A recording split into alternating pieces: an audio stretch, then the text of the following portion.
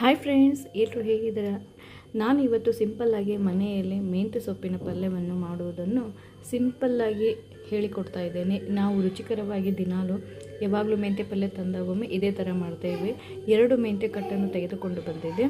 ಅದನ್ನು ಕಟ್ ಮಾಡಿ ಸಣ್ಣದಾಗಿ ಕಟ್ ಮಾಡ್ತೀವಿ, ಅಂದರೆ ಸೋಸ್ತೀವಿ. ನಮ್ಮ ಭಾಷೆಯಲ್ಲಿ, ಉತ್ತರ ಕನ್ನಡ ಭಾಷೆಯಲ್ಲಿ ಈ ಥರ ಏನಂತಾರೆ, ಜವಾರಿ ಮೆಂತ್ಯ ಸೊಪ್ಪನ್ನು ಚೆನ್ನಾಗಿ ಸೋಸಿ ಅದನ್ನು ಒಂದು ಬುಟ್ಟಿಯಲ್ಲಿ ಹಾಕಿ ಒಂದು 3 ಅಥವಾ 4 ಸಾರಿ ತೊಳೆಯಬೇಕು. ಯಾಕೆಂದರೆ ಮಣ್ಣು ತುಂಬ ಇರುತ್ತಲ್ಲ, 3-4 ಸಾರಿ ಅಂತೂ ತೊಳಿಬೇಕು. ನಂತರ ಇದಕ್ಕೆ ಒಂದು ಚಿಕ್ಕದಾದ ಅಥವಾ ಸಣ್ಣದಾದ ಒಂದು ಈರುಳ್ಳಿ ಸಣ್ಣದಾಗಿ ಕಟ್ ಮಾಡಬೇಕು. ಹಾಗೆ ಒಂದು 7-8 ಎಸಳು ಬೆಳ್ಳುಳ್ಳಿ, ಹಾಗೂ ನಮಗೆ ರುಚಿಗೆ ತಕ್ಕಷ್ಟು 3 ಅಥವಾ 4 ಮೆಣಸಿಕಾಯನ್ನು ತೆಗೆದು, ಯಾಕಂದರೆ ಚಿಕ್ಕ ಮಕ್ಕಳು ತಿಂತಾವಲ್ಲ, ಅದಕ್ಕೆ ನಾನು 3 ಮೆಣಸಿಕಾಯನ್ನು ತೊಗೊಂಡಿದ್ದೇನೆ.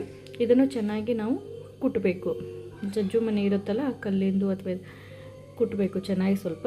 ಹಾಗೆ ಒಲೆಯ ಮೇಲೆ ಒಂದು ಬಾಣಲೆ ಇಟ್ಟು ಅದು ಕಾದ ನಂತರ ಅದಕ್ಕೆ ಸ್ವಲ್ಪ ಎಣ್ಣೆಯನ್ನು, ಅಡುಗೆ ಮಾಡುವ ಎಣ್ಣೆಯನ್ನು ಹಾಗೂ ಜಜ್ಜಿರುವಂತಹ ಬೆಳ್ಳುಳ್ಳಿ ಹಾಗೂ ಮೆಣಸಿಕಾಯನ್ನು ಹಾಕಬೇಕು. ನಾವು ಮೊದಲಿಗೆ ಸ್ವಲ್ಪ ಬೇಳೆಕಾಳನ್ನು ನೆನೆಸಿಗೆ ಇಟ್ಟಿದ್ದೆ.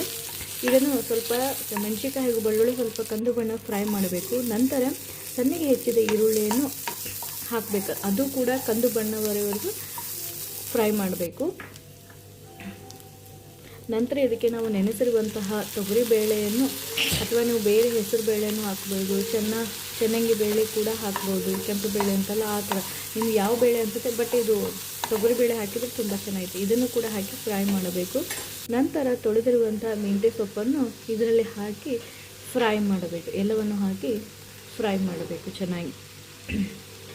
ಈ ಥರ 2 ಕಡೆ, ಹಿಂದು ಮುಂದು 2 ಕಡೆ ಎಲ್ಲ ಕಡೆಯನ್ನು ತಿರುಗಿಸ್ಬೇಕು.